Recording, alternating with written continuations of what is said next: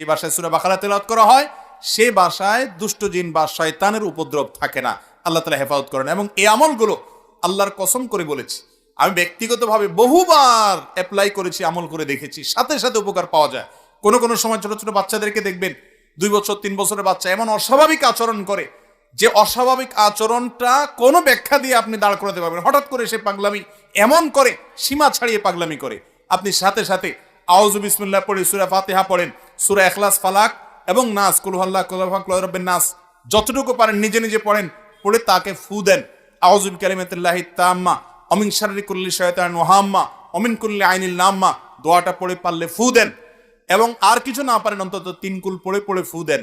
সাথে সাথে ইনশাআল্লাহ আপনি দুষ্টজনের উপদ্রব থেকে বাঁচার আলামত নমুনা পাবেন। আর কিছু না পারেন সূরা বাকারার তেলাওয়াত, কোরআনে কারীমের তেলাওয়াত অনলাইন থেকে, ইউটিউব থেকে খুঁজে বের করে চালু করে দেন।